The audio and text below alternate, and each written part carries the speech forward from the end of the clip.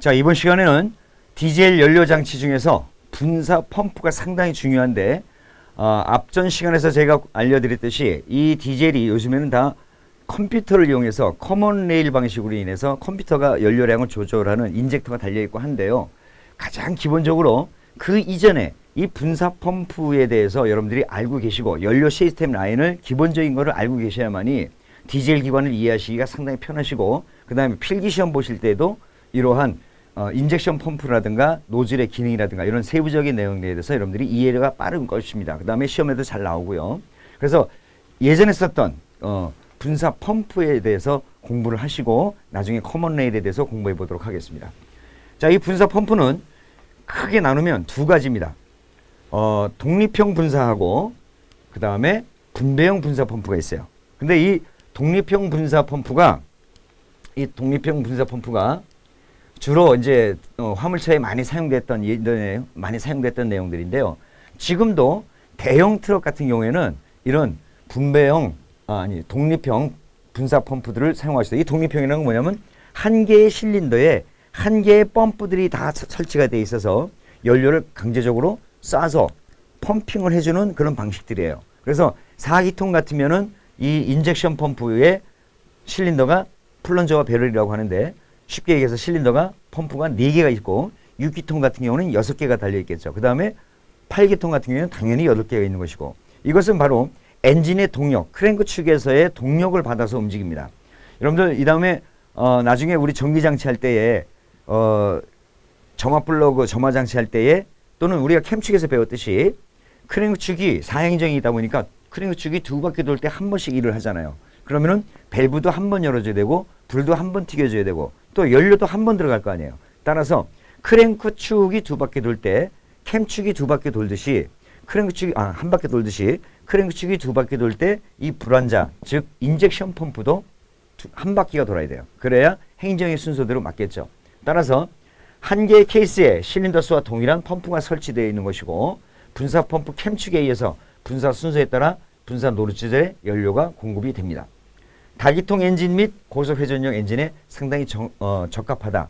여기서 잠깐 디젤 기관은 요 독립형 분사 펌프의 연료 라인을 그래픽으로 살펴보고 넘어가도록 하겠습니다. 자, 보시는 그림이 바로 독립형 연료 분사 펌프의 연료 계통입니다. 연료 탱크에 있는 연료가 공급 펌프로 가서 필터를 나가는데, 이때 수동으로 펌핑해 주는 게 바로 프라임 펌프라고 그랬죠. 그래서 연료가 쭉 필터를 거쳐서 이와 같이 분사 펌프로 온 다음에 기관 가동에 의해서 캠축의 움직임에 따라서 플런저와 플런저 배럴에서 연료 압력을 만들어서 이 압력된 연료가 노즐로 와서 규정 압력 이상이 돼서 분사 펌프에 플런저에서 압력이 나오면 노즐이 열리면서 연료가 분사되고 남은 연료가 다시 연료 탱크로 돌아오는 것입니다. 각 부의 명칭은 그림과 같습니다. 여러분들이 한번 보시고요.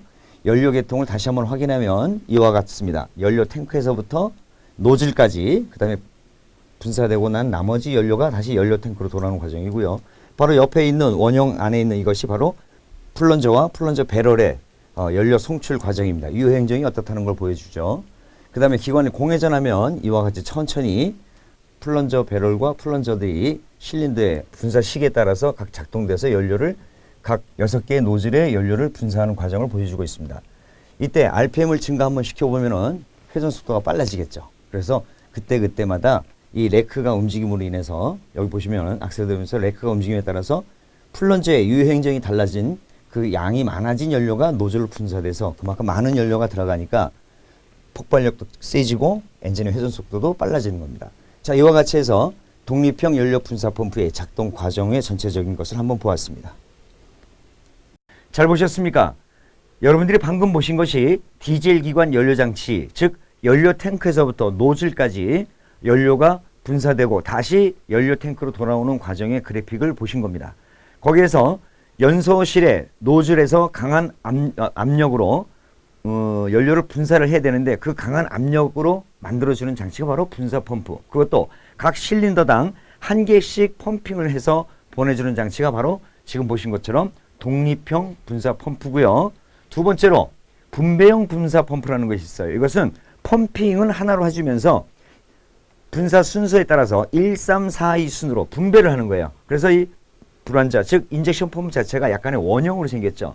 그림에서 보시다시피 펌핑은 이 안에서 하나로 움직이면서 1, 3, 4, 2 분배 파이프가 이렇게 모여 있죠. 그래서 여기서 분배 순서에 따라서 분배 파이프가 연결되고 노즐에서 분쇄를 해주는 건데, 이렇게 분배형 분사 펌프는 실린더 수와 관계없이 한 개의 분사 펌프에 의해서 연료를 각 분사 노즐에 분배합니다. 그러니까 독립형 같은 경우에는 6기통, 8기통, 12기통 하면은 그 인젝션 펌프, 분사 펌프가 계속 길어질 거 아니에요. 그죠? 실린더수가 각 독립적으로 되어 있기 때문에. 그러나 분배형은 실린더 수에 관계없이 이와 같이 분배를 하는 방식이다 보니까 펌핑 하나로 그렇게 크기를 크게 하지 않아도 된다 하는 그런 장점이 있는데, 사실은 대형차 같은 경우에 분배형은 거의 안 씁니다. 그러니까 한 1톤에서부터 한 2.5톤, 3톤 요 정도까지는 이걸 쓰고 그 이상 되는 차들은 거기다가 독립형을 쓰는 것이 맞습니다. 단독적으로 분사 압력을 만들어주는 거. 그 다음에 연료 분사 펌프 플런저가 왕복 운동과 회전 운동을 해서 연료를 각각 노즐에 분배합니다. 판 형식으로 생겨서 아니면 베인 형식으로 생기든가 해가지고 계속 압력을 발생시키는 그런 방식입니다. 분사 시기 조정기가 있는데 엔진의 회전 속도에 따라 자동적으로 연료의 분사 시기를 또 조절합니다. 우리가 가솔린 기관에서 점화 시기를 조정하듯이 피스톨 엔진이 빨리 돌면 빨리 돌수록 분사 시기도 바뀌어져야 될 거 아니에요. 그죠? 그런 분사 시기를 자동으로 조정해주는 그런 장치를 우리는 분사 시기 조정기다, 그렇게 얘기하는 겁니다. 이것도 세부적으로 시간이 지나면서 제가 다시 한번 설명드리도록 하겠습니다. 자, 앞서 여러분들이 그래픽을 보셨듯이 여기 현재 연료 탱크에서부터 노즐까지 있는데 이거 다시 한번 제가 설명드리도록 하겠습니다. 디젤 엔진의 기계식 고압 연료 분사 장치 직연령 등식에서 연료가 흐르는 경우는 바로 연료 탱크에서 연료 공급 펌프, 그 다음에 연료 필터를 거쳐서 고압 펌프로 간 다음에 분사 노즐입니다. 이 순서는 여러분 알고 계셔요. 그래서 연료 필터 여과기가 상당히 디젤에서는 중요합니다. 즉 다시 말해서 이 경유는 말이죠, 기화가 잘 안 되죠. 기화가 잘 안 되고 휘발유는 기화가 잘 되죠. 따라서 이게 제가 이 말씀을 왜 드리냐면은 특히 겨울철에 굉장히 온도가 낮아, 주변 온도가. 그러다 보니까 제가 여과기 공부할 때 다시 한번 설명드리겠지만, 이 온도가 낮다 보니까 연료 탱크 내에 이 결로 현상이 생깁니다. 그래서 그 결로 현상이 생기면 뭐예요? 물이 생기죠. 그 물이 기름보다 무거우니까 어떻게 밑으로 가라앉죠. 이게 자꾸 차곡차곡 쌓이다 보면 어떻게 되겠어요? 나중에 물이 공급되는 경우가 발생돼. 이 분사 펌프는 말이죠, 상당히 정밀한 기계로서 수분이라든가 불순물이 들어가면 고장의 원인이 되는데, 어떤 것도 마찬가지지만 아주 민감합니다. 근데 거기에 수분이 들어가서 밀봉이라든가 윤활작용을 못 해주게 되면 그만큼 마모가 생기게 되고, 마모가 발생이 되게 되면 그만큼 분사 압력이 떨어지기 때문에 엔진의 성능에 상당히 영향을 많이 주게 되겠죠. 따라서 이 결로 현상이 안 생기는데 설상 생기다 하더라도 그 수분이 이 필터에서 수분 분리기가 또 따로 있어요, 요즘은. 그래서 물을 거기서 또 걸러내기도 하고, 또 연료 내에 아주 미세한 불순물 같은 경우는 다 필터에서 걸러집니다. 왜 그러냐면 이 분사 펌프의 플런저 배럴과 플런저 이 피스톤들이 윤활을 해줘야 되는데, 윤활 자체를 우리 엔진 같으면 엔진 오일을 별도로 써가지고 움직여주지 않습니까? 근데 이 경유는 약간의 점도도 있고 윤활성을 갖고 있어요. 따라서 연료 그 자체가 분사 펌프의 플런저라든가 배럴, 즉 피스톤과 실린더 사이에 유막을 형성하기 때문에 거기에 불순물이 들어가면 안 되겠죠. 그래서 연료 필터가 그만큼 중요하다는 얘기입니다. 그래서 연료 탱크에서 연료 공급 펌프로 해서 필터를 거쳐서 이 공급 펌프가 연료를 뽑아 올리는 거예요. 뽑아 올리는 거. 뽑아 올려서 고압 펌프로 보내주는데, 이때 필터가 이제 있고 하지만은 이 분사 펌프에서 하는 일은, 공급 펌프는 연료 탱크에서 분사 펌프까지 연료를 보내주는 역할을 하고, 분사 펌프는 고압을 만들어서 노즐에 보내주는 역할을 하는 거예요. 요거 여러분들 헷갈리지 않도록 조심하시기 바랍니다. 그래서 연료 공급 펌프가 있고 연료 고압 펌프가 있다는 걸 알고 계세요. 그래서 이 분사 펌프, 즉 고압 펌프가 우리가 지금 얘기하는 불완자, 즉 분사 펌프를 얘기하는 겁니다. 그래서 분사 펌프에서 파이프를 거쳐서 분사 노즐에서 하는 건데, 구조가 좀 복잡하지만 앞서 여러분들이 그래픽으로 보시다시피 연료를 쏴주고 나면 계속 분사 펌프에서 연료가 올라오기 때문에 쏴주고 난 나머지 압력 오일들은 어떻게 할 것이냐, 다시 리턴 시키죠. 다시 리턴 시켜서 연료 탱크에다가 보내줍니다. 그래서 사용한 만큼만 쓰고 나머지는 탱크로 보내준다는 거, 이런 일련의 과정들이 있습니다. 그리고 세부적인 내용들은 하나하나 들어가면서 제가 한번 설명을 드리도록 하겠습니다. 순서 알고 계시고요. 자, 제일 먼저 연료 탱크입니다. 주행에 필요한 연료를 저장하고 용량은 일일 소비량을 기준으로 하는 게 좋다. 제가 조금 전에 말씀드렸듯이 특히 겨울철에는 연료 탱크에 연료를 반만, 즉 일일 소비량만 넣고 다니는 게 좋을까요? 아니면 가득 채우고 다니는 게 좋을까요? 겨울철에. 빈 공간이 있으면 거기에 결로 현상이 나타납니다. 그래서 이 결로 현상이 나타나지 않게 하려면 가득 채우고 다니는 게 낫겠죠. 그래서 겨울철에는 가득 채우는 것이 좋고, 그다음에 여름철이라든가 이럴 때는 사용하는 양만 넣고 다니는 것이 무게를 줄임으로 인해서 연료 소비율을 줄일 수가 있는 그런 요령입니다. 그래서 주행에 필요한 연료만 저장하는 것이 낫다는 것은 통상적인 이야기고, 그리고 또 겨울철에 아주 추운 날 디젤 기관들 특히 주행을 하다 보면 엔진이 굉장히 거를 때가 있어요. 걸다는 얘기는 엔진에서 소음이 많이 나고 뭔가 부드럽지가 않아. 걸걸 할 때가 있어요. 그렇다는 얘기는 그 원인은 어디서 나오는 거냐면, 그런 현상일 때 여러분들이 주유소를 딱 가요. 주유소를 가가지고 주유를 하려고 뚜껑을 열면은 뚜껑이 안 열리죠. 안 열릴 때가 있어. 얼어서 안 열리는 것도 있는데, 이 안이 연료를 계속 쓰다 보니까 이 안이 어떻게 돼? 진공이 돼버려요. 원래는 진공이 안 새게 플로밸브에서 이렇게 해가지고 거기에 공기가 들어가게끔 해주는 건데요. 이 공기 라인 안에도 날씨가 추워서 결로 현상으로 인한 얼음으로 채워지다 보니까 공기가 못 들어가는 거야. 그러니까 주행할 때 어떻게 돼? 연료는 갖다 써야 되고 연료는 잘 빨리 올라오지 않고, 왜? 진공 상태가 되니까 점점 쓰면 쓸수록에. 그러니까 연료가 부족하니까 걸걸걸 하는 거예요. 그러다가 주유소 가서 기름을 딱 넣으면 주유 뚜껑이 열리든 안 열리든 어쨌든 연료를 넣고 나서 딱 나오니까 엔진이 굉장히 조용해.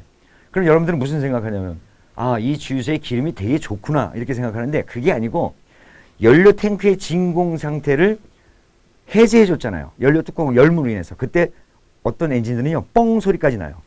진공이 해체될 때처럼 뻥 소리까지 나.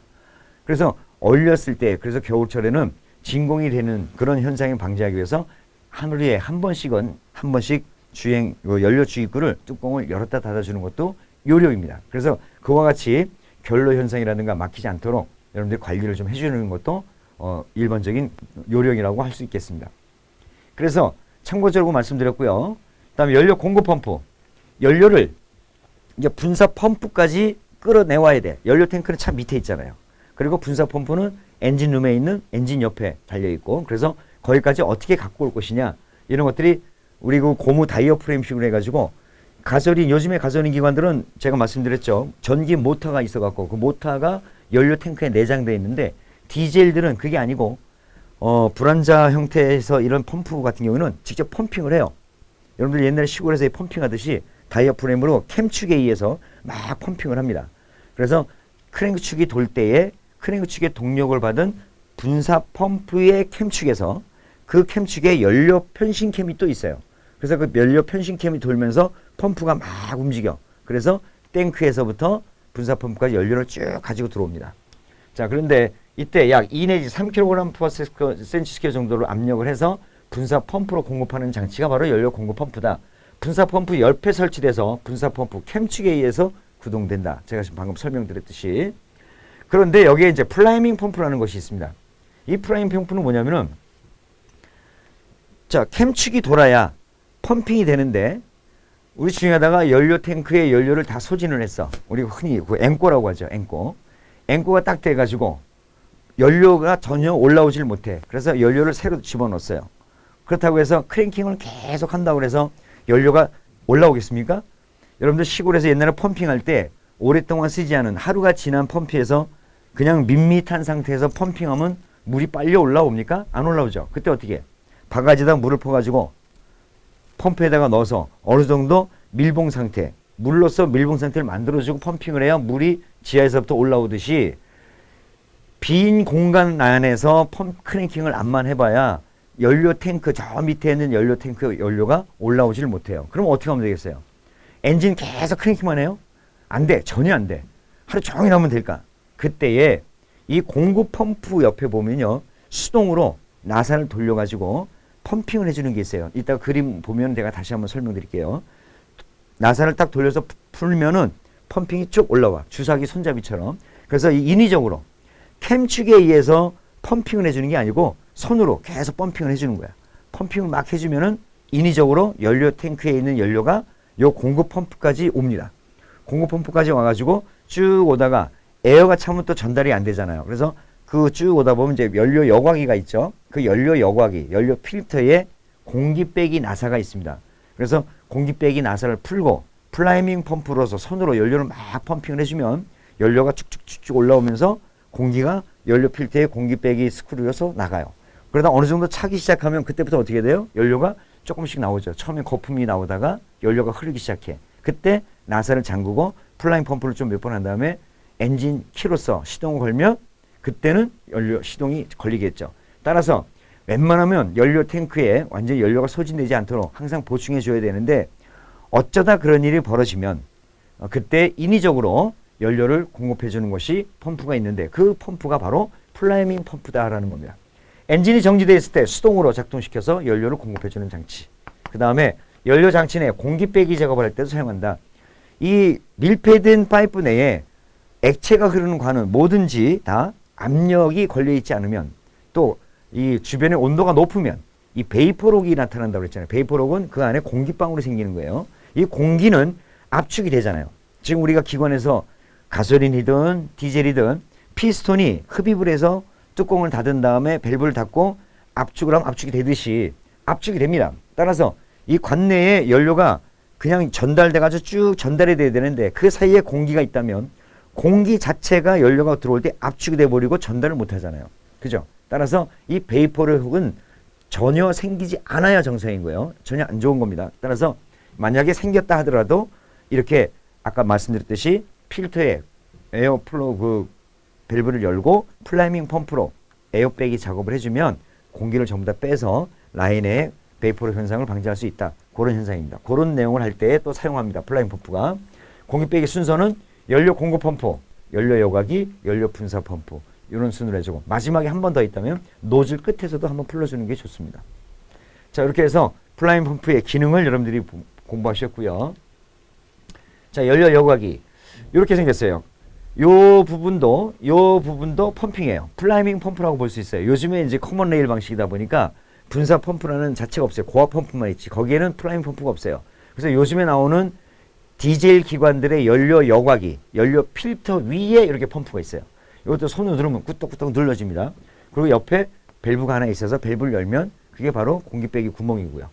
그래서 연료 속에 포함되어 있는 먼지나 수분 등의 불순물을 여과하는 게 필터고 플런저의 마멸을 방지하고 말씀드렸듯이 이 분사 펌프 내에 연료를 압력을 발생하는 장치가 실린더와 피스톤으로 생겼는데 이 분사 펌프에서는 실린더는 플런저라고 하고 피스톤은 플런저라고 하고 실린더를 배럴이라고 하는데 아주 조금 맞습니다. 이거 백묵 두께 정도밖에 안 돼요. 이 정도밖에 안 되는데 그건 좀 이따 제가 설명을 드릴게요.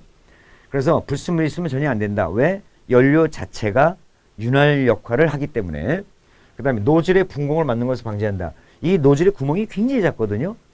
연소실 내에 들어가 있기 때문에 연소되고 난 카본이 그 구멍을 또 막아요. 오래되면. 막게 되면 어떻게 돼요? 연료 분사 잘 안 되겠죠. 이 노즐을 배울 때 얘기했지만 분사 각도라든가 분사 상태라든가 압력이라든가 이런 것들이 맞아야 되는데 이런 불순물로 인해서 거르지 못한 불순물로 인해서 그럼 구멍이 막히게 되면 안 되겠죠. 따라서 필터의 기능은 이와 같이 불순물과 그 다음에 수분을 걸르는 작용하는데 이때 요즘에 나오는 이제 필터들은 요 밑에 또 수분 분리기가 또 따로 있어요. 이렇게 있어갖고 여기에 전선이 하나 딱 꽂혀 있어. 그래갖고 저기 운전석에 계기판에 또 딱 있죠. 거기에 보면은 이렇게 물방울 딱 떼 있는 게 나와요.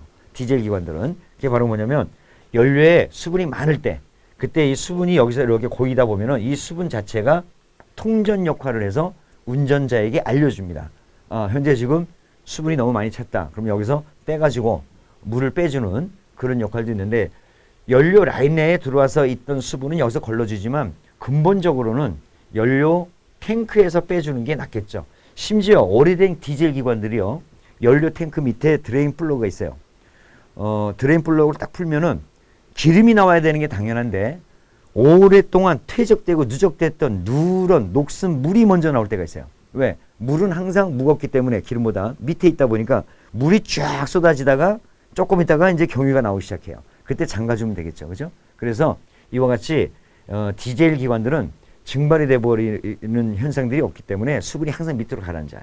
그러나 휘발유 자동차들은 그렇지가 않아요.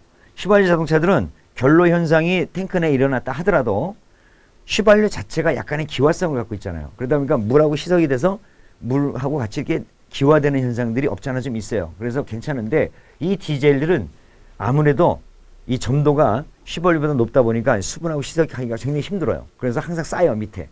그러다 보니까 예전에, 요즘은 그런 분들은 안 계시는데 예전에 이런 분배형 또는 이런 이 불안자 형태의 그 기관들을 갖고 계시는 디젤 화물 또 이런 계시는 분들은 연료를 경유를 주입할 때 휘발유를 또는 석유를 연료 탱크에다가 바카스병 비슷한 거 그 정도의 양을 넣어줍니다. 그거 왜 넣어주냐면은 그 휘발유 자체가 휘발성이 있다 보니까 탱크 내에 있는 수분하고 같이 섞여서 증발시킬 목적으로 넣어줬는데 뭔지 이유도 정확하게 모르고 넣으시는 분들도 많겠죠. 뭐 그러니까 폭발력도 좋더라 그러는데 아무래도 조금 낫긴 낫죠. 그러나 그 휘발유 자체가 경유 자체가 가지고 있는 특성, 밀봉이라든가 윤활 성분을 또 해칠 수가 있기 때문에 각 부위에 마모되는 유리 안 넣는 것만 못하죠. 그렇죠. 그러나 그런 게 옛날엔 그렇게 했었다. 요즘은 그러지 마세요. 자, 그래서 성능은 0.01mm 이상의 불순물을 요구할 수 있는 능력이 있어야 된다. 그 요즘에는 요 밑에가 요 하우징인데 요것은 플런저가 이렇게 플라밍 펌프가 있는 하우징 요건 그냥 놔두고요. 요 필터만 교환합니다. 필터만 교환하는 캐트리지만 바꾸는데 어찌된 건지 언제부턴가 이 밑에 이 어셈블리 전체를 다 갈더라고요. 요새는 상당히 제가 봐도 좀 아깝습니다. 필터를 돌리면 이 엘리먼트를 돌리면 빠지게 돼 있어요. 요것만 갈아도 되는데 통째로 다 갈아요. 고장 나지 않은 거. 그만큼 많이 좋아졌어요. 요즘에 경제적으로. 참고적으로 요 연료 여과기의 기능에 대해서 여러분들이 알고 계시기 바랍니다. 다음에 이 오버플로우 밸브라는 것이 있는데 이 오버플로우 밸브는 말 그대로 압력 자체가 규정 이상으로 올라갔을 때 높은 압력이 가게 되면 각 부의 성능이 많이 떨어지죠. 그래서 그런 규정 압력 이상이 되면 다시 연료 탱크로 되돌려 보내는 거예요. 그래서 연료 여곽이 내 압력이 규정 이상으로 상승되는 것을 방지하고 연료 여곽에서 분사 펌프까지 연결부에서 연료가 누출되는 것을 방지한다. 그 다음에 엘리먼트에 가해지는 부하를 방지해서 보호장한다. 너무 압력이 세면 그 필터 자체가 어떤 그 종이 계열이지 않습니까? 그러니까 압력이 세면 그것도 또 소순될 수가 있기 때문에 그렇게 방지하기 위해서 압력을 높이 않기 위해서 규정 압력이 높아지면 다시 탱크로 돌려보낸다. 그 얘기입니다. 연료 탱크 내에서 발생한 기포를 자동적으로 배출시키는 작용을 한다. 그 다음에 연료의 송출 압력 규정 이상으로 내 압성을 중지할 때 소음이 발생하는 것을 중지한다. 이런 형태의 오버플로우 밸브의 기능을 알고 계시고요. 그 다음에 디젤 기관에서의 연료 파이프는 내경이 6에서 10mm 정도의 굴이나 강파이프를 사용합니다. 그러나 보통 다 강파이프를 쓰죠. 브레이크도 마찬가지입니다. 브레이크도 유동성이 있는 부분, 플렉시블 호스를 빼고 난 나머지는 전부 다 강파이프를 써야 됩니다. 압력에 견딜 수 있는 이 정도의 재질로서 여러분들이 알고 계시기 바랍니다. 자, 그 다음에 이제 지금부터 이제 분사 펌프의 구조에 대해서 살펴보겠는데요. 가급적이면 제가 여러분에게 그래픽으로도 한 번 더 보여드릴까 하는데요. 그 분사 펌프의 기능과 그 다음에 어떻게 작동되는지를 어느 정도 여러분들이 기본적으로 알고 계셔야 되고요. 또 필기시험에서도 자주 나오는 얘기고 그러한 기본적인 내용을 숙지하고 계셔야 커먼 레일 방식이나 요즘에 나오는 디젤 기관들 그랬었구나. 그 다음에 이해가 빠를 것 같아서 제가 이 그림상으로 한번 보여드리고 제가 설명을 드릴게요. 이 분사 펌프에 이게 지금 독립형 분사 펌프입니다. 그죠? 내가 보니까 하나, 둘, 셋, 넷, 다섯, 여섯 개 6기통이에요.